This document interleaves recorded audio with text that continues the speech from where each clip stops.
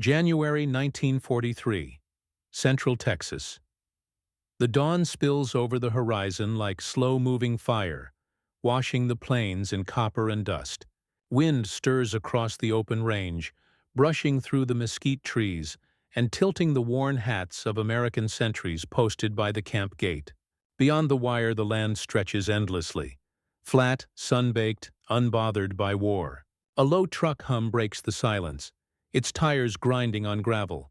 It's a U.S. military transport, canvas-covered, carrying the first group of female prisoners that most Texans had ever seen. The women sat in stiff silence. Their German uniforms were no longer crisp. The insignias had been cut away, leaving only stitched outlines where symbols once claimed allegiance. Most were in their 20s, a few older, nurses, clerks, translators from captured hospitals in North Africa. Some had been with the Africa Corps when Rommel's campaign collapsed. They were not soldiers in the strict sense, but they were prisoners of war according to the Geneva Convention. The truck stopped by a wooden sign, Camp Hearne, a camp among thousands. But for them, it might have been another planet. They expected hostility. They expected barbed wire, dogs, arms raised in command. Instead, they were met by men in wide-brimmed hats and denim, the Texans running the camp in partnership with the U.S. Army. Dust swept between them as the gate opened. The smell of cattle drifted in from nearby ranch fields. The German women stared through the haze, uncertain. No one barked orders. No rifles were pointed at them. And then came the most unexpected instruction. Instead of chains, they were offered reins. "Mount up," one of the ranchers said, gesturing to a row of calm horses tied to the fence. The Americans needed help on the fields and wanted the women transported without trucks that day. A translator repeated the words. Confusion turned to cautious disbelief. They thought it was a trick, a moment before punishment, but the horses stood waiting, gentle and patient, as if unaffected by the tension of human wars. That image, the women staring at horses instead of handcuffs, became one of the strangest moments in the war's domestic theater. It marked the beginning of a relationship that history quietly folded between its pages. Enemy prisoners treated not as captives, but as guests under supervision. America's decision to bring prisoners of war onto its soil was not an act of mercy born of sentimentality. It was a calculated measure bound by law and necessity. By 1943, the U.S. War Department had begun hosting tens of thousands of captured Germans, Italians, and Japanese, scattered across over 400 camps in states ranging from Maine to California. Texas alone held nearly 70,000 Axis prisoners, more than any other state. The land was vast, secure, and agricultural labor was in desperate shortage. With so many American men deployed overseas, someone had to plant, harvest, and keep the food lines moving. The prisoners filled that gap. At first, the arrival of European enemy combatants caused ripples through rural America. Many Texans had sons fighting the same people now working in their fields. Newspapers debated whether it was moral to treat enemy captives well while Americans died abroad. But Washington was firm. The Geneva Convention of 1929 demanded humane treatment for prisoners, and the United States intended to uphold it not only as law, but as propaganda, proof of moral superiority. German POWs would receive food, shelter, medical care, and fair labor wages under supervision. The U.S. believed that kindness was not weakness, it was a weapon of ideology. For the German women at Camp Hearne, much of this policy felt like an illusion. In their first weeks, they lived in simple wooden barracks lined with iron beds and single light bulbs dangling from cords. The daily routine was steady. Roll call, inspection, work assignments, meals, curfews. Yet the guards were not cruel. Some even joked as they passed, and a few local nurses volunteered to check the newcomers' health. The women found themselves surrounded not by shouting guards but by radio music, cowbells, and the hum of American trucks bringing supplies. It was captivity, yes, but captivity. Within the calm heartbeat of rural Texas, most of these women had been captured during the collapse of Axis operations. In Tunisia in early 1943, when Field Marshal Rommel's forces surrendered, thousands of German personnel were rounded up by the Allies. Among them were female nurses from field hospitals, clerical staff from communications units, and members of the German Red Cross Auxiliary Service. Classified as non-combatants, they still wore the uniform of the enemy and thus fell under the POW category. Ships carried them across the Atlantic, where they were processed in East Coast facilities before redistribution to inland camps far from escape routes or coastal threats. Texas offered ideal conditions: isolation, existing Army infrastructure, and a climate similar to North Africa's, familiar enough for acclimatization. Camp Hearne, Camp Swift near Bastrop, and Camp Mexia became central in housing European prisoners. Local ranch owners quickly realized that the POW program could help maintain production levels hit by wartime labor shortages. The U.S. government allowed supervised work contracts for prisoners, paying them in Army coupons that could be exchanged at camp canteens for goods. For the German women, this meant small freedoms: a bar of soap, a letter home, sometimes a photograph exchanged through Red Cross channels. Their first encounter with ranch life was unforgettable. Horses were foreign to most of them. Few had grown up around open plains. The Americans found humor in the sight of German women struggling to balance on saddles, yet there was no malice. The camp's assigned liaison officer, Captain Robert Mills, later wrote in his report that morale improved after introducing light outdoor work and stable duties. It shifted fear into routine, he noted. Their surprise at being treated as humans rather than enemies was perhaps the most powerful discipline we had. Mills's statement summarized the larger psychological intent behind POW treatment in the U.S. The demonstration that democracy could maintain morality under pressure. Beyond the camp fences, local reaction varied. Some residents objected to having Axis prisoners so close, fearing spies or violence. Others saw practicality. "If they can buck hay and mend fences, let them," one rancher told a journalist from the Austin Statesman in 1944. Over time, curiosity turned into coexistence. POW labor crews became part of the Texas summer landscape. Men and women in khaki working under supervision, sweat mixing with the smell of soil and horses. They were still enemies, but distant ones, stripped of power and ideology. The women adapted faster than expected. Many had military medical backgrounds, accustomed to discipline and routine. They integrated into the camp's work patterns easily, learning English through interaction with guards and ranchers. Some even wrote articles for camp newsletters describing daily life and trading recipes with American cooks. Yet under this adaptability lay a deeper shock. For years, Nazi propaganda had depicted American soldiers as monsters, brutes who would terrorize and violate in victory. The reality on Texan soil disarmed that image completely. Here, the enemy offered water in the heat, tipped hats in greeting, and allowed conversations without fear. The realization unsettled them more than captivity itself. To keep order, the U.S. military police maintained internal hierarchies. Senior German nurses were appointed camp leaders, helping to enforce discipline among their compatriots.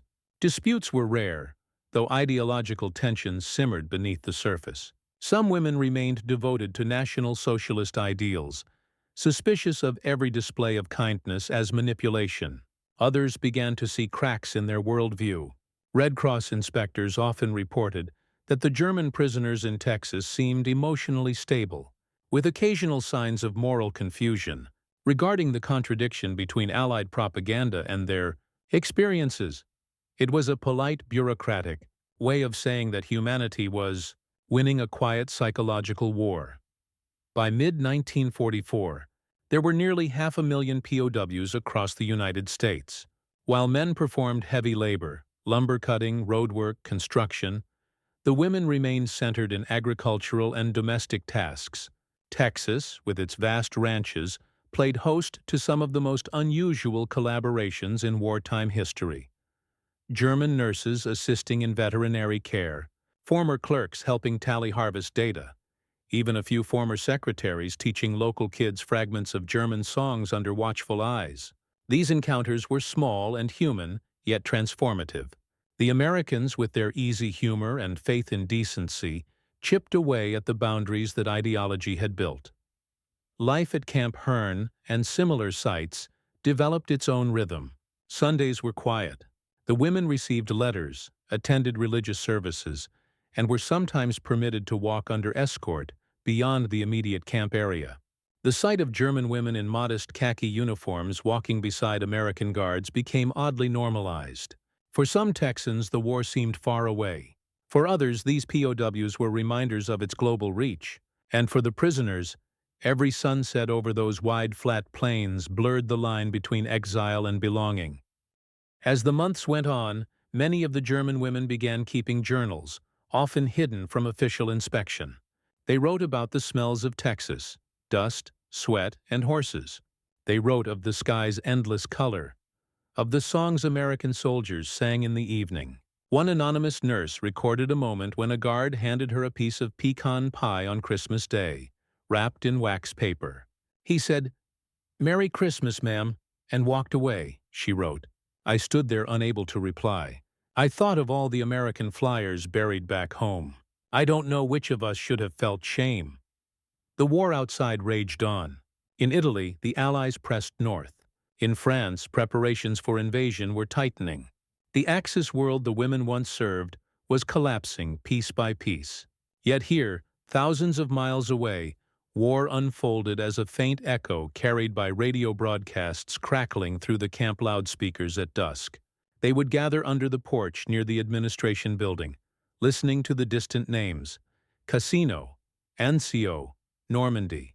Some wept silently. Some cursed. Others simply stared at the horizon, as if the Texas wind might carry the scent of home. Inside the camp chapel, a simple wooden cross hung against the wall. Services alternated between English and German. The chaplain, an older American clergyman who'd volunteered for camp ministry, treated the prisoners with quiet respect. His sermons avoided politics, focusing instead on endurance and faith. For many of the women, this was the first time in years anyone had spoken to them without command or indoctrination. Over time, small conversions took place, not of religion but of perception. The war began to look different when seen from the saddle of a borrowed horse on a Texas morning. The physical captivity was real, but psychological freedom began to seep through in unexpected ways. Letters home, when permitted, traveled under censorship but carried glimpses of gratitude. Some women described their work in the fields, the kindness of their guards, the strange beauty of the plains. Others expressed confusion, fear that such experiences might be seen as betrayal by their families back in Germany. Yet beneath every line, historians later found traces of wonder. They had been conquered not by bullets, but by dignity. By late 1944, the Red Cross inspection reports were extraordinary in tone. Delegates from Geneva wrote that the condition and morale of German POWs in Texas were among the highest observed in Allied-run camps. That wasn't an accident. The U.S. saw the POW system as part of a broader psychological strategy, showing captured enemies that a democratic society did not need to humiliate its opponents to win. The Nazis relied on fear. The Americans relied on decency. For the German women who had come expecting cruelty, the result was disorienting. They were beginning to glimpse the moral contrast that would define post-war understanding. One German nurse, interviewed years later in Bremen, recalled those early months with a tremor in her voice. "When they put me on a horse, I thought they mocked me." Then the cowboy smiled. "I realized he was simply kind." That moment terrified me more than captivity. It meant everything I believed might be wrong. From that moment on, she said, every sunrise in Texas felt like an interrogation, not of her loyalty, but of her conscience. And it is here, in that internal conflict between ideology and experience, that the story of the German women POWs in Texas truly begins to unfold. The sun above Texas could be merciless, pressing down on every inch of land until the soil itself seemed to breathe heat. For the German women interned at Camp Hearne and other sites during 1943-44, that sun became part of daily life, both enemy and companion. It was the same sky under which their captors worked, the same light that fell over American and German alike. What none of them realized then was that their story was part of something far greater, a continent-spanning network of incarceration and humanity that stretched across the United States. By the middle of 1944, the U.S. had accepted roughly 425,000 German military personnel as prisoners of war. The majority were men, soldiers captured in North Africa, Sicily, and later Normandy. But among them existed a small, often overlooked category of women. They were nurses, auxiliaries, translators, and office clerks, captured when field hospitals or administrative units fell during surrender. While official figures for female POWs were not widely publicized, archival documents suggest several hundred were housed across select bases in the South and Midwest. Texas, with its sprawling land and agricultural economy, played host to some of the most significant contingents. The Powell Amendment of 1943, along with existing War Department regulations, outlined how these prisoners were to be handled. The United States pledged adherence to the Geneva Convention, using its provisions not merely as obligation, but as a moral instrument. Each POW was entitled to adequate housing, food equivalent to Army standards, medical care, and protection from public curiosity or humiliation. No forced labor under harsh conditions was permitted, though the prisoners could volunteer for compensated work that contributed to the civilian economy.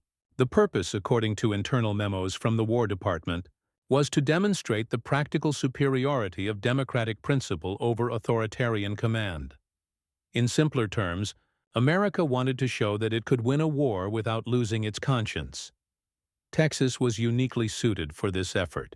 Its climate mirrored portions of the Mediterranean and Africa. Its geography allowed isolation without cruelty. Barbed wire fences enclosed areas as large as small towns. Each camp contained barracks lined with wooden planks, mess halls, latrines, medical units, a chapel, and recreation space. At Camp Hearne, local citizens could see the faint outline of the towers along rural roads. Some passed by and looked away. Others slowed their wagons or trucks, curious at the foreign voices carried over the wind. Over time, curiosity gave way to an odd sense of familiarity. The German POWs were enemies, yes, but peaceful ones, far from the chaos of Europe. Within the camp, life fell into rhythm. Réveil at 6, breakfast at 6:30, oatmeal, coffee, sometimes eggs. Roll call at 7, overseen by both U.S. military police and selected German non-commissioned officers. Work assignments were posted on a board outside the main office. For the women, tasks usually included sorting supplies, preparing field equipment, assisting with utilities, and performing basic agricultural labor at nearby ranches. Pay came in the form of coupons redeemable in the camp canteen, where they could purchase stationery, toiletries, or simple comforts like sewing kits. Once a week, the Red Cross delivered mail, and once a month, representatives inspected conditions. In those camps, a unique social structure emerged. Prisoners created their own micro-societies complete with cultural programs, informal schooling, and communal activities. German officers conducted lectures on a range of subjects: medicine, mathematics, even literature. Camp Hearne's internal newsletter printed essays and poetry. For the women, education and creativity were both therapy and rebellion. They drew sketches of Texas landscapes, translated American songs, and designed tiny plays reconstructed from memory. One surviving diary, preserved at Texas A&M archives, includes a watercolor drawing of a camp horse tied beside mesquite bushes, captioned only with the word Freiheit, freedom. Yet beneath this layer of calm civility, ideological tension flowed. Nazi loyalty laced the camp just as firmly as nostalgia for home. Inside many male camps, Gestapo cells maintained strict ideological oversight, punishing those who dared to question or fraternize. Female camps were smaller, but the pressures were similar. The women were aware that kindness from Americans could be interpreted as treason among fellow prisoners. Conversations were careful, laughter guarded. Still, the line between discipline and humanity blurred daily under the Texan sun. Captain Robert Mills, the same officer who had supervised the women's first days, compiled reports describing How camps transitioned from hostility to coexistence. "We underestimate ordinary decency," one of his entries stated. "I've observed that offering respect often produces better obedience than threats ever did." His philosophy influenced how guards were trained to interact with prisoners: courteous, watchful, fair. When asked later why standards remained so strict, Mills answered simply, "Because eyes were on us, not just Germany's, the world's." That sense of moral theater extended beyond Texas. Across the South, POW camps became tools of American public diplomacy. The Office of War. Information sometimes released films depicting well-fed prisoners working in fields or playing orchestral instruments. Images meant to counter German propaganda that portrayed Allied captivity as barbaric. For men and women confined at places like Camp Hearne, those portrayals were not exaggerations. The barracks heating worked. Medical care was accessible. Guard towers were manned but rarely tested. And more than once, local newspapers noted that prisoners appeared healthier than many American civilians under rationing. For the German women, these realities stirred mixed emotions. Guilt and relief intertwined. They knew of the destruction raining upon their homeland. Cities like Hamburg and Berlin burned under Allied bombing. Families vanished, homes disappeared. In their letters, censored though they were, many hinted at moral dissonance. Guilt for safety, gratitude for food, and confusion over being treated as human while the Reich called them enemies. American officers sometimes read those letters aloud during censorship training, remarking on their tone. They saw them as proof that the strategy worked. Humane captivity eroded enemy faith better than propaganda leaflets. Outside the wire, Texans encountered their unexpected guests in small, accidental ways. A rancher might see a POW crew repairing fencing lines. A child might glimpse them picking cotton beside soldiers in wide hats. On rare approved outings, guards escorted the women to local farms where manual help was requested. Many civilians, initially wary, began leaving small gifts: bread, apples, handwritten notes. No official policy forbade such gestures, but they were quietly discouraged. Still, humanity seeped through rules like rainfall through dry soil. It was during these summer excursions that the German women truly began to see America in color. The wide fields, the enormous sky, and the easy manner of people who had never known war at home. One nurse captured at Bizerta told a Red Cross visitor, "It feels as if the earth here does not remember death." Her statement reflected the emotional geography of captivity. Back in Europe, war defined every sound, every shadow. In Texas, the landscape offered silence, broken only by the hum of insects or the slow rhythm of hoofbeats. It was an alien peace. Camp Hearne continued expanding throughout 1944. New sections added barracks, better kitchens, even a small agricultural training zone where POWs could learn modern farming techniques. These programs weren't acts of generosity alone. They were investments. Washington believed that returning POWs, once repatriated, would become carriers of democratic values within post-war Germany. Every camp became, in a sense, a classroom in civility. If the war shattered nations, these enclaves aimed to plant seeds for peace. The women, though few in number, were part of this experiment, embodying the moral contrast that American policymakers hoped future historians would notice. In time, the bond between guards and captives gained quiet resilience. Rules against friendship remained in force, yet mutual trust developed. Guards often shared the same daily discomforts: heat, dust, monotony. They grew accustomed to one another's presence. One sergeant, interviewed in 1972, recalled, "They didn't call us pigs or devils. After a while, they just called us by our names." He paused, then added, "You start seeing the war differently when your enemy helps you fix your saddle." Within those uneasy moments of coexistence, the German women's image began shifting. At first, locals saw them as dangerous foreigners. Later, they were viewed with curiosity, sometimes even kindness. Church groups sent books and knitting materials. A few brave souls exchanged letters after the war ended. Decades later, families in towns like Hearne and Bastrop would still speak of the lady prisoners who thanked the Cowboys. But in 1944, the war outside grew darker. Reports from Europe filtered through. Massacres, bombings, concentration camps whispered among Allied officers.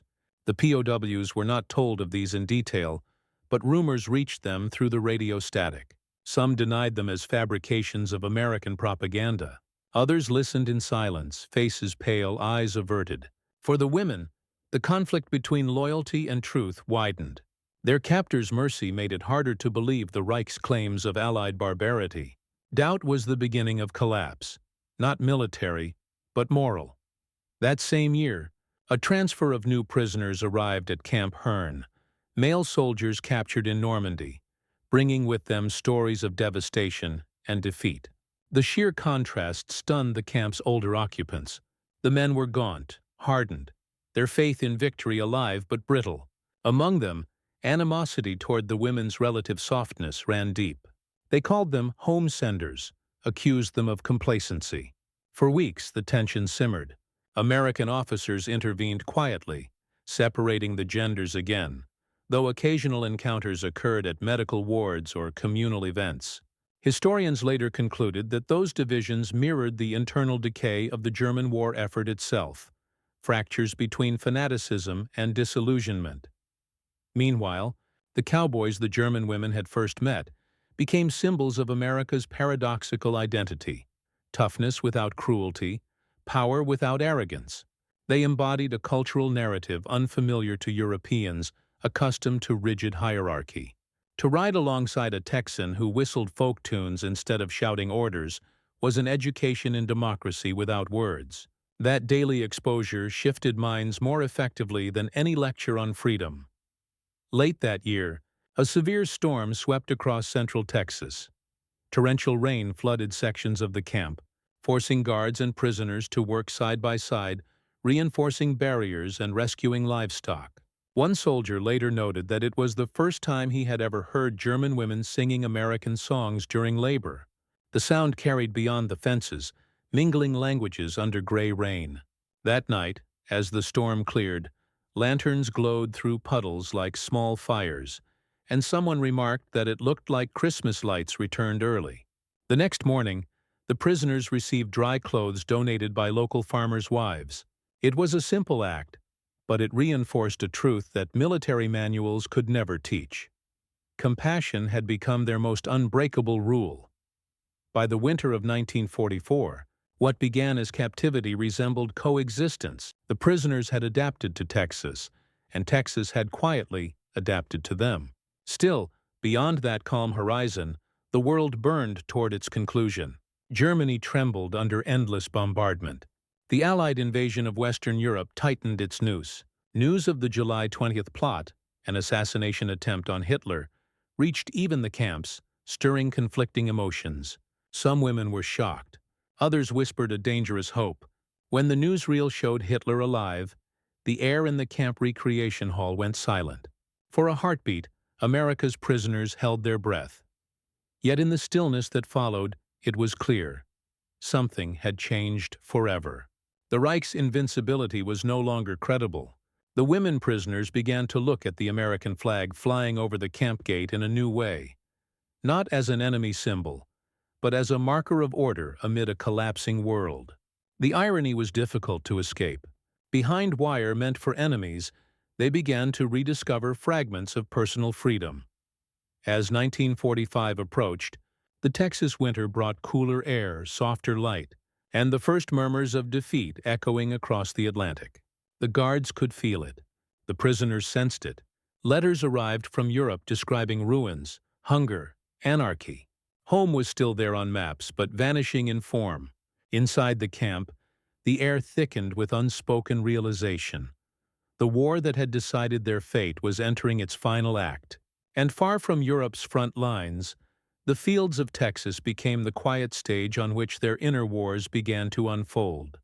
The morning after news broke of the Allied crossing into the German heartland, the camp loudspeakers played a solemn American march. A few German women saluted out of habit. Some lowered their heads. But one nurse, standing near the fence, whispered that she was grateful to still be alive. That private confession, unremarkable in sound, marked the turning of the tide inside the human heart. It was the beginning of surrender. Not signed on documents, not declared by leaders, but born within the minds of those who learned that victory could take the shape of mercy. And so, as the war's shadow lengthened over the world, the story of the German women in Texas turned toward its central moment, the point where captivity transformed into confrontation with conscience. By early 1945, the fences around Texas POW camps no longer felt like the front lines of a war. They had become mirrors, reflecting what victory and defeat truly looked like in human form. For the German women held there, captivity had evolved beyond mere confinement. It was transformation through observation, through daily encounters that challenged everything they thought they knew about power, guilt, and compassion. History remembers battles through statistics, but in these faraway camps, the quiet battles were fought within the human soul. The story of these women can be seen through several intertwined angles, each revealing a different aspect of the same reality. These were not spectators. They were participants in a global experiment in morality under the harshest conditions, and the Americans, whether cowboys or guards, were unwitting teachers in that experiment. The human angle came first, written in faces more than words. Most of the German women had been raised under a strict national culture that glorified obedience and martial pride. Emotion was suppressed, compassion redirected toward ideology. In Texas, they encountered a society that valued individual decency more than collective creed. From the first day they were offered reins instead of chains, that value unsettled them. It made them question the simplicity of propaganda they had accepted for years.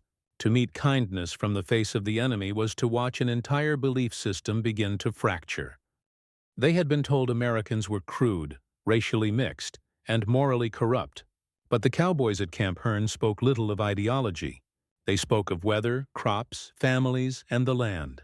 They worked hard, laughed freely, and rarely shouted. For many German nurses, these casual interactions shattered older stereotypes. Trust began with small gestures, a shared cup of water, a joke translated with effort, the quiet nods given with morning work. The women were still prisoners, but no longer dehumanized ones. One former POW later wrote, "In Germany, we had been told they were beasts. In Texas, they taught us to ride." The tactical angle belonged to the U.S. military system managing those camps. The humane treatment of POWs was not left to chance. It was methodical, almost strategic. Following the Geneva Convention, every action was documented. But beyond regulation, there was intent to convert mercy into psychological leverage. The War Department believed that when enemy soldiers were treated with dignity, word would return home, weakening enemy resolve and morale. It worked. Letters that reached Germany described American fairness with disbelief. Those messages eroded propaganda. They showed that the Allies did not mirror Nazi brutality. In this way, kindness served as a weapon sharper than steel. Yet there was another motive: practical efficiency. Cooperation was easier when prisoners felt respected. Uprisings were rare, productivity higher. In Texas, the relationship between guards and POWs resembled a contract based on mutual survival. Both sides endured the same heat, dust, and monotony. Treating the enemy humanely made the mission manageable. What began as strategy became sincerity. Officers like Captain Mills came to believe in the moral rightness of their orders. "We win not only by arms," he wrote, "but by proving civility stronger than cruelty." The technological and logistical angle was quieter but essential. Maintaining POW camps across America was a feat of organization. From the delivery of rations to the scheduling of fieldwork, it functioned like an invisible machine powered by human decency. Women were trained in basic logistical support roles inside the camps: record-keeping, medical care, and supply distribution. They became part of that machinery. Each ledger entry, each completed task reflected the irony of war production being sustained by those branded as its enemies. Their competence earned grudging respect. American officers noticed that the German women were disciplined, exacting, and quick learners.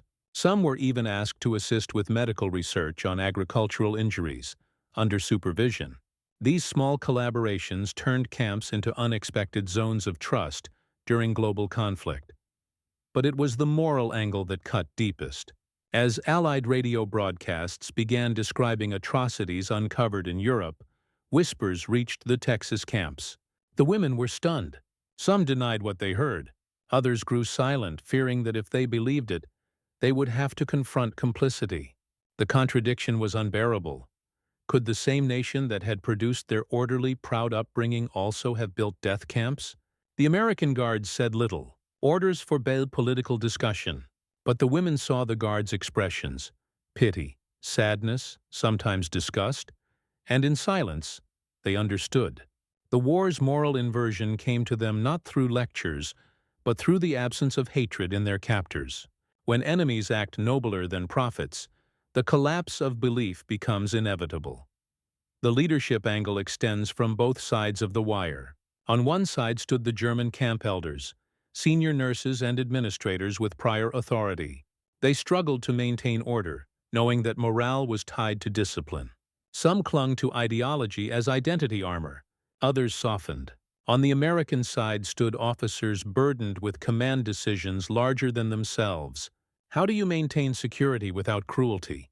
How do you represent a democracy to those who once served tyranny? For many, the answer came through example. They refused to mirror fascist brutality. The Guards saluted politely, allowed worship freely, and enforced discipline without humiliation. By setting that tone, they gave those women a live demonstration of democracy's strength. Respect exercised under power. Next came the enemy's perspective, recorded in letters and memory. One German woman's post-war diary describes how she watched American Guards repair a broken fence after a storm. She noted that they replaced each post carefully, without cursing, without impatience. She wrote, "They repaired what the wind destroyed, not what war commanded them to destroy." It was a simple observation, but symbolic of the entire experience. For many prisoners, America became less an opponent and more an enigma, a nation capable of wage war and still act with restraint. That duality confused them more than bombs ever could. The cultural angle intertwined subtly through daily contact. Texans' friendliness bridged gaps that military protocols could not. Many guards were young men only a few years older than the prisoners themselves. They shared music across languages, traded stories of home, sometimes exchanged drawings of landscapes. Sunday evenings often brought music from the recreation hall, harmonicas, fiddles, and faint voices singing. The women listened. Some joined. Through art, a fragile bridge formed between the two worlds. It did not erase the war, but softened its edges. What emerged by spring 1945 was not friendship in the ordinary sense, but something quieter: mutual respect. A few officers worried it bordered on dangerous sympathy, but the system tolerated it. Psychologists attached to the War Department later studied these camps as examples of moral reconditioning. They found that prisoners subjected to humane systems often displayed lower resistance to post-war democratic ideals. This outcome pleased Washington, but for the women who lived through it, the process felt deeply personal. It redefined their sense of identity. They began to measure worth by action, not rank. Meanwhile, the news from Europe brought the inevitable: collapse. In April 1945, Hitler's death was announced. That day, the camp was silent. The American flag rose as always, flapping in dry wind. For the first time, no one looked away. Some of the women cried. Others simply sat in the barracks, staring at the walls, their faces illuminated by the single bulbs swaying with the draft. Their war was over, but their guilt had only begun. Liberation and loss merged into one heavy breath of realization. From the Guards' side, it was a moment of hesitation. They knew the news before the prisoners did and debated how to announce it. When they did, they expected celebration or violence. Instead, there was a strange calm. A German nurse spoke softly through the fence.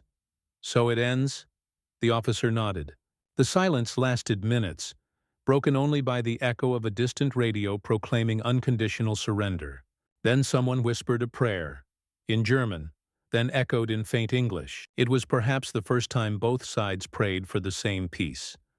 As days passed and official orders shifted toward repatriation, life at the Texas camps began to change. Restrictions relaxed slightly. Work details became voluntary. The fences no longer felt as confining, but rather like temporary boundaries waiting for paperwork. Yet the women moved through them with a grace learned over months of quiet adaptation. Their time in captivity had become a kind of education, a course in humility under open skies. They had watched an enemy feed them, respect them, and let them live in dignity when their own nation had shown none to others. The lesson was not lost. Years later, historians analyzing the testimony of former German women POWs discovered a recurring phrase: Texas changed us. They meant not politically, but morally. The war had reduced them to numbers. America turned them back into people. The paradox of their captivity stood as a rare testament within a brutal century. That decency, when disciplined and deliberate, could survive even in war. One must remember that these were isolated, specific circumstances, not universal. Elsewhere, cruelty persisted, and in many places human rights were ignored. But Texas represented a distinct experiment, an attempt to prove that a nation's greatness could be measured by how it treated the powerless. In that respect, the real battlefield was not across oceans, but within the gates of those quiet camps. As spring gave way to the early summer of 1945, reports of Germany's unconditional surrender reached every camp. The women gathered under the same wide sky that had once greeted their arrival. Horses grazed nearby, guards stood by the fence without rifles drawn. The atmosphere was still almost reverent. That evening, the camp loudspeakers played an American hymn followed by a German folk melody. Both worlds hung suspended between victory and reckoning. When night fell, a single lantern burned outside the barracks, casting long shadows that merged the footprints of guard and prisoner alike. Within those shadows lay the essence of what the war, in all its cruelty, had inadvertently revealed: that the deepest measure of strength is not victory itself, but the humanity preserved within it.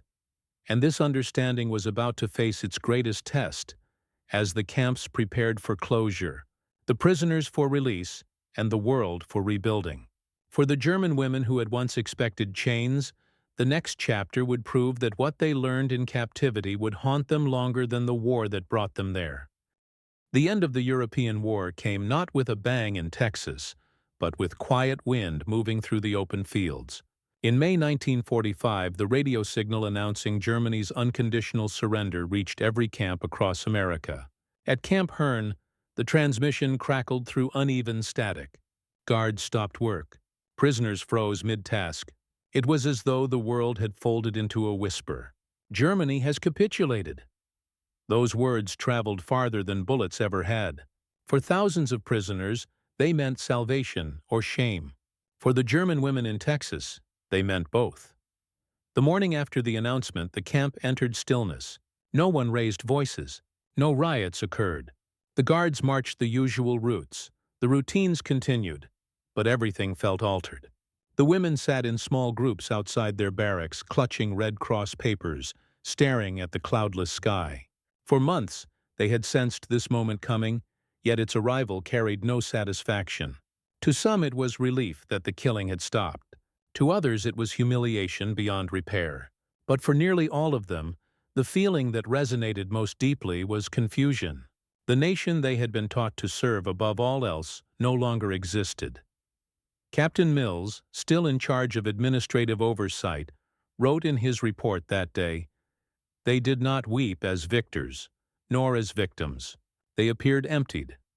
Such descriptions echoed across the country. From Louisiana to Iowa, from California to Texas, the collapse of the German Reich was met not by cheers, but by silence. It was the sound of ideology dissolving. In that silence, the American personnel began to understand their new role, not as wardens, but as witnesses to transformation. The war had ended, but the work of peace had just begun. In the Texas camps, the weeks that followed were marked by subtle but decisive changes. Fences remained, but vigilance softened. The women were allowed longer hours outside the barracks. Work details shifted from necessity to routine. Lectures replaced orders. American officers organized orientation programs aimed at re-education, teaching democratic principles under the guise of cultural exchange. Films were shown depicting life in American cities, factories, and schools. While some prisoners rejected these as propaganda, others watched quietly, comparing what they saw to the desolation they remembered from Germany. It was in one of these sessions that the first confrontation of conscience erupted. A Red Cross delivery included European newspapers showing photographs from recently liberated concentration camps: Buchenwald, Dachau, Bergen-Belsen. The images reached the hands of female prisoners who had never been near such places, but the shock struck like physical force. Some denied them immediately, claiming Allied fabrication. Others stared in horror until tears blurred the paper. For days, tension spread through the camp like a fever. Conversations turned into arguments, whispered after dark. "Lies," one would murmur. "Could it all be true?"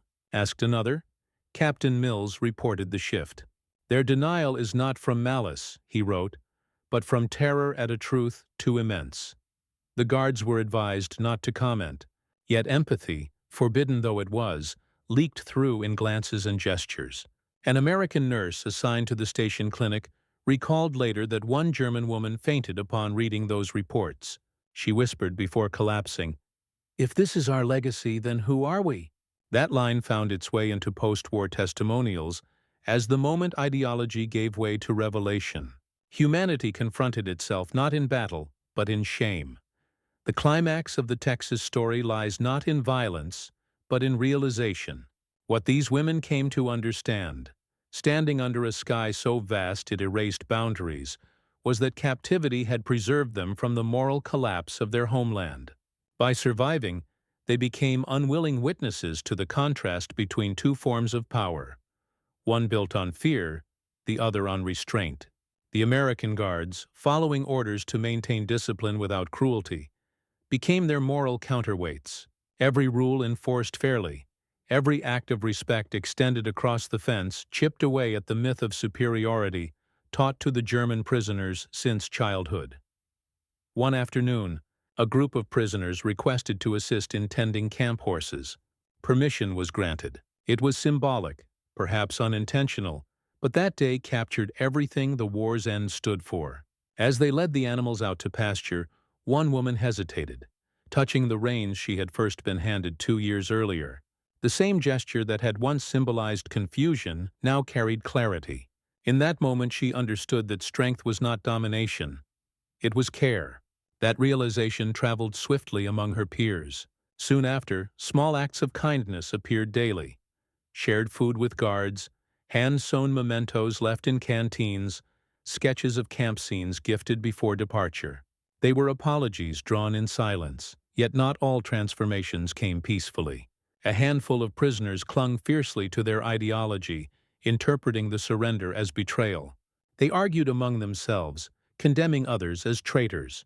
At night, muffled clashes echoed inside the barracks. By then, however, those conflicts held no real threat. The force of fanaticism had shrunk into noise. The greater struggle had moved inward, into conscience. The Americans knew it. Instead of punishment, they imposed silence, letting time suffocate extremism more effectively than punishment ever could. Throughout the summer of 1945, Texas turned golden with heat again. The fields outside Camp Hearne bloomed, the crops thriving under the hands of laborers and prisoners working side by side. For the first time since their capture, laughter returned without fear. The guards, many preparing for demobilization themselves, began saying casual goodbyes. "You'll be going home soon," one told the women, though none knew what home meant anymore. Germany was rubble, divided, and haunted. Home was an idea now, carried in memory. That same season, the War Department began formal repatriation procedure. POWs were to be transferred in phases to East Coast embarkation points. The German women were scheduled last, delayed by transport shortages and administrative confusion. The extra weeks in Texas became an epilogue of reflection. While awaiting orders, they resumed work in fields and clinics, but a calm settled that no one had felt before. It was not resignation. It was awareness. The calm of people who had looked at the abyss and chosen not to fall into it. Then came the farewell. The day of departure arrived quietly under another pale sunrise. Trucks rolled through the camp gates as they had years before, though now the air carried gratitude instead of dread. The same cowboys who had first handed out reins came forward to shake hands with the departing women. One of them lifted his hat and said softly, "Safe travels, ma'am." The gesture encapsulated everything that years of propaganda could not destroy: the ability to recognize another human being, even once called enemy. When the convoy moved eastward, witnesses recalled a sight that lingered in memory: German nurses waving from beneath the tarpaulin, tearfully smiling at the camp that had both confined and freed them. Behind those fences remained horses grazing in calm light, watchtowers standing unused, the sound of radios dulling in the distance. The war had emptied the world, but within that emptiness, fragments of forgiveness had taken root. The American officers closed their reports with unusual notarizations. They noted the absence of escape attempts, the discipline maintained, the low rate of illness, and the uncommon spirit of cooperation. Yet between those bureaucratic lines lay a truth no statistic captured: that the victory America achieved inside those camps was not military, but moral. By proving mercy could coexist with discipline, they had wounded tyranny deeper than any weapon. The prisoners themselves carried home invisible souvenirs. Some returned to bombed cities. Others vanished into displaced persons' camps. Many later testified that their clearest memory of captivity was not fear, but the first day they rode horses with American guards. It was the image of gentleness replacing expectation of violence. A few decades later migrated back to the United States, drawn not by nostalgia but by a sense that something in Texas had redefined them. Oral histories record their voices steady but wistful, as if recounting dreams more than events. For every participant, guard or prisoner, that time became a measure of the possible. Could humanity survive warfare's extremes? Could enemies recognize each other not through weapons but through will? The Texas experiment answered tentatively, yes. In the camp's dusty silence, America tested the strength of its conscience and found it durable. And somewhere beyond the records, beneath the vast ring of that Texas horizon, the last echo of the war faded into memory. The cattle resumed grazing, fences rusted, and the land returned to its timeless quiet. The women who once feared vengeance had instead discovered dignity. The men who once enforced captivity had instead practiced restraint. Together, they had formed a small, improbable alliance, proof that even in the ugliest chapter of history, fragments of grace could endure. The legacy of those days spread quietly. It lived not in parades or headlines, but in hearts changed by contact. The war outside had been won by force. The peace inside those fences had been won by understanding. When the transports rolled east and the camp faded into history, that understanding remained behind, like a shadow made of light. And from that shadow grew the fragile beginning of post-war reconciliation, the idea that victory meant nothing if stripped of humanity.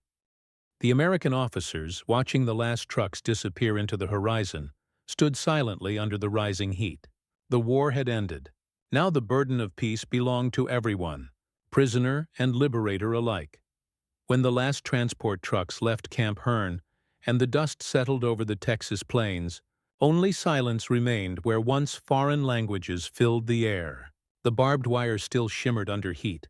The towers stood unused, their wooden ladders baking in the sun. A chapter of history had ended quietly in a landscape too vast to notice. Across the United States that summer of 1945, camps were closing. Soldiers were returning home. The world was learning how to live again after years of destruction. Yet for those German women who boarded the ships back to Europe, the war did not simply end. It changed its shape. The Atlantic crossing was long and uncertain. Many of the women traveled on Liberty ships refitted for prisoner transport. Metal decks, cramped bunks, rationed meals. The engine's hum and the salt smell of the sea carried them toward a homeland few recognized from memory. Every day, American guards patrolled with courtesy rather than force. They exchanged cigarettes for scraps of conversation. The prisoners, now more subdued than ever, watched dolphins trace lines beside the ship, wondering what awaited them on the other shore. None imagined what Germany had become. When they arrived in French ports and then moved inland, the devastation unfolded mile by mile. The German cities they knew were gone. Hamburg resembled a vast graveyard of brick and iron. Bremen lay hollowed by bomb craters. Trains crawled along broken tracks filled with refugees wrapped in rags. For the women returning from American captivity, the contrast was unbearable. They had left order and food behind. They found ruins and hunger waiting. The irony was sharp. The prisoners had lived more humanely within enemy fences than their families had under collapsing bombs. Red Cross records show that many wrote their first letters of gratitude during these weeks, addressed not to relatives but to Americans still stationed in Texas. Short notes in careful handwriting spoke of thanks, confusion, and lasting respect. "You taught us the meaning of kindness without weakness," wrote one. Another said simply, "You gave me back my humanity." These letters were filed in archives and forgotten until historians rediscovered them decades later. They bear witness to a peculiar truth. The war's small mercies survived quietly long after the battles themselves had faded from memory. For the German women, reintegration proved difficult. Society greeted repatriated POWs with suspicion. They were considered tainted by defeat, sometimes accused of sympathy toward the enemy that had treated them decently. Jobs were scarce, families dispersed, faith fractured. Many retreated into silence, some married, some emigrated. A few sought correspondence with their former captors, trying to preserve the fragile humanity born under wire fences. Those letters, censored or lost, drifted through postal systems like ghosts of a vanished world. Meanwhile, in Texas, the camps dissolved into farmland once again. The army dismantled the barracks and sold the lumber at auction. Ranchers reclaimed the land, planting grain where guard towers had once stood. Locals who had grown accustomed to seeing columns of European prisoners at work felt strange emptiness. For years afterward, fragments of found objects, buttons, spoons, bits of cloth, would appear in the soil after rainfall. Farmers kept them as curiosities, unaware that each fragment held echoes of a global story.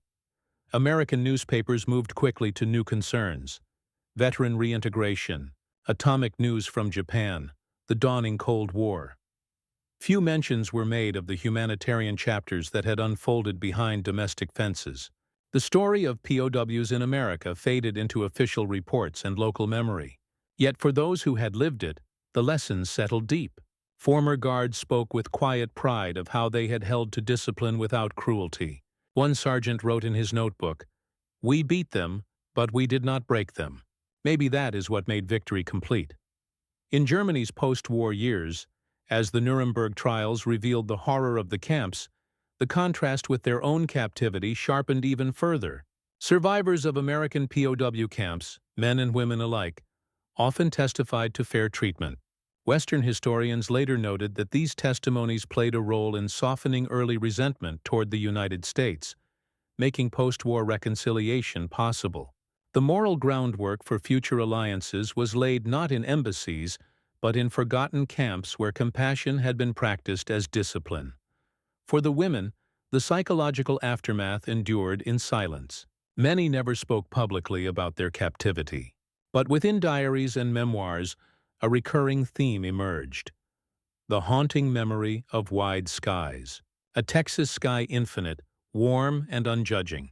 It appeared in drawings, phrases, and dreams. Some described recurring visions of horses running freely through open pastures, symbols of the humanity they discovered in chains. Psychologists studying POW rehabilitation later found that these persistent images symbolized transformation. Captivity had paradoxically given them freedom from ideological blindness. There were reunions decades later. In the 1970s and 1980s, a few former prisoners returned to Texas as elderly tourists. They visited sites of their captivity, now overgrown or forgotten. Local historians recorded their visits. One woman placed wildflowers where the main gate once stood, and said softly that she remembered the guard who had handed her water on the day of surrender. "He didn't know it," she told the interviewer, But that small act fixed something inside me. Her words carried across time, defining the moral essence of their experience. For the Americans who had worked those camps, the lessons aged well. They became examples in military ethics studies, cited as evidence that humane standards enhance discipline and security. During later conflicts, when debates over prisoner treatment resurfaced, officers sometimes referenced the old Texas model. "If we could stay human in 1945," one wrote, "then we can stay human now." The local communities, too, kept faint memories alive. In a few towns, former prisoners had left decorations carved in wood, small sculptures, painted stones, murals on canteen walls. Decades of sun faded them, but photographs survived in archives. They portrayed ordinary scenes. A woman drawing water from a well, a cowboy helping her mount a horse. Those images became silent symbols of the bond that once defied propaganda. Over time, historians began re-examining that period, piecing together testimonies from both sides. They found a story of nuance rather than heroism, a human experiment in empathy conducted unintentionally. The German prisoners had entered hostile territory expecting revenge, and discovered civility instead. The Americans enforced military law, yet demonstrated personal conscience. Each side mirrored a version of the other's potential. It was war shown in reverse, where compassion became weapon and decency became victory. The legacy stretched beyond the individuals. Post-war U.S.-German relations matured faster than expected. While politics and aid programs played major roles, the memory of just treatment among returning POWs silently influenced public opinion. In letters to families and in quiet conversations, former prisoners contrasted American fairness with Soviet brutality. This contrast shaped East-West attitudes during the early Cold War more profoundly than propaganda could. The Texans, who had once offered reins instead of chains, did not know their simple gesture would echo into diplomacy a generation later. But at the personal level, the aftermath remained less grand and more human. Many of those women never reconciled fully with their past loyalties. Some built new lives while quietly carrying guilt for what they had once believed. Others clung to fragments of their American memories, as reminders that goodness can exist even in enmity. They spoke of shared meals, of laughter that crossed languages, of understanding gained through survival. In old age, when interviewed, several insisted on recalling the names of their guards, not with bitterness, but with gratitude. Every name spoken was an act of remembrance, stronger than any monument. By the 1950s, Camp Hearne's remains had disappeared beneath grass and silence. Yet the moral architecture built there persisted unseen. The story became part of a much larger narrative of how nations recover from extremism. The German women once held behind those fences never founded memorials, but they lived as quiet evidence that mercy changes history in invisible ways. Their children grew up in peace. Some even studied in American institutions decades later, unknowingly crossing the same oceans their mothers had crossed as captives. What stayed constant was the paradox they carried, a belief born in captivity that spoke louder than any flag. Compassion has weight, measurable not in victories but in the absence of hate. The Texas plains had turned them into witnesses, not only of defeat, but of endurance. As historians now reflect on those years, the story of German women prisoners in Texas serves not as a footnote, but as an unlikely lesson. It reminds that character tested by war can still choose dignity. The Americans who extended that dignity did more than obey orders. They modeled the civilization they fought to protect. The women who received it carried its echo back across the ocean, passing it quietly to the next generation. And in that exchange, invisible to most, humanity achieved one of its rarest triumphs, a moral victory shared by both victor and vanquished. The camps of Texas closed. The land returned to silence, but the memory refused to vanish. Every summer wind moving over those plains still seems to carry faint echoes of laughter and the creak of saddle leather, the sound of captors and captives learning, for a moment in history, what it meant to rise above war. The Texas plains no longer carry the sound of marching boots or the cry of orders shouted through barbed wire. Time has erased the footprints, swallowed the scars, and folded the story of those women prisoners into silence. Yet history does not forget. It transforms, whispering lessons through the wind that still moves across the same earth. If one stands in the evening light where Camp Hearne once stood, there is nothing but open land, quiet cattle, drifting clouds. But beneath that calm stretch of soil lies one of the most delicate victories of the Second World War, a victory of conscience. The war had begun as a contest of ideologies. It ended, for those women in Texas, as an education in humanity. What took place there was not merely imprisonment. It was exposure to a civilization grounded in law, discipline, and compassion. By the war's logic, they were enemies. By the logic of decency, they were simply human beings requiring dignity. The difference between those two views defined the moral line that separated democracy from dictatorship. And in the heart of America, among horses and dust, that line held firm. From a distance, it seems a small story. A few hundred women, far from battlefields, laboring quietly in captivity. Yet within that smallness resides an essential truth about wartime character. The measure of victory is not only in battles won, but in principles preserved when tested. The United States, in choosing restraint instead of revenge, demonstrated that strength does not come from violence alone. It comes from the ability to hold power and remain just. That choice reverberated far beyond the fences of Texas, shaping perceptions of America for generations. For the women who lived through it, the experience remained a paradox, a mixture of gratitude, guilt, and mourning. They returned to a homeland in ruins, carrying with them the memory of humanity from those who had no reason to show it. Some spoke of it openly, others buried it deep, perhaps unsure how to reconcile it with what they once believed. Yet whether voiced or silent, that memory endured. It softened bitterness, built bridges, and over decades, helped heal the unseen wounds between nations. The image of a cowboy handing reins instead of chains became a symbol of what was possible even amid war's extremity. It represented a quiet defiance against the brutality that had consumed so much of the world. That gesture, simple yet profound, captured the essence of moral courage. The ability to act rightly without promise of reward. It proved that mercy is not weakness. It is clarity of purpose. When humanity survives in the midst of destruction, it disarms hatred more effectively than any weapon ever forged.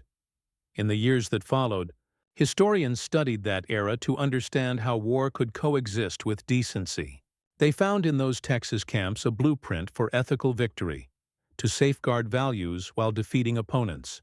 It was not flawless or entirely pure, yet it stood as evidence that moral choices, repeated across small human interactions, can shape the wider course of history. When prisoners were fed, respected, and allowed to work instead of rot, every act quietly refuted the ideology that had fueled their regime. It told the world that civilization depends on behavior, not slogans. The legacy of those camps lives, faint but enduring, through remembrance. It lives in the diaries hidden in attics, in letters exchanged decades after peace, in stories told by descendants who barely believe their origins. It lives in the researchers who walk the Texas fields today, uncovering rusted utensils, pieces of porcelain, names etched into wood. Each artifact reminds us that war, even at its most dehumanizing, is still fought by humans capable of compassion. And perhaps that is the final lesson, that the boundaries between captor and captive, victor and defeated, dissolve when confronted by shared humanity. In that moment of understanding, moral authority passes not to the most powerful, but to the most just. The German women who once feared humiliation found dignity. The Americans who held authority found humility. Each side gained what the other had lost, and in doing so, they closed the circle of war with something gentler than triumph: understanding. As the decades stretch on, the land reclaims what memory leaves behind. Grass covers old fence lines. Birds rest on posts that no longer guard anyone. History fades into soil, waiting for those who still listen. Yet the story of the women prisoners in Texas remains a quiet reminder that even in humanity's darkest hours, Light survives where people choose honor over hate. When the sun sets over those western plains, it glows the same way it did in 1943, untouched by war, infinite, forgiving. And in that eternal light lies the truth that will outlast every empire and ideology. Power may dominate for a time, but compassion, steady and unarmed, endures far longer.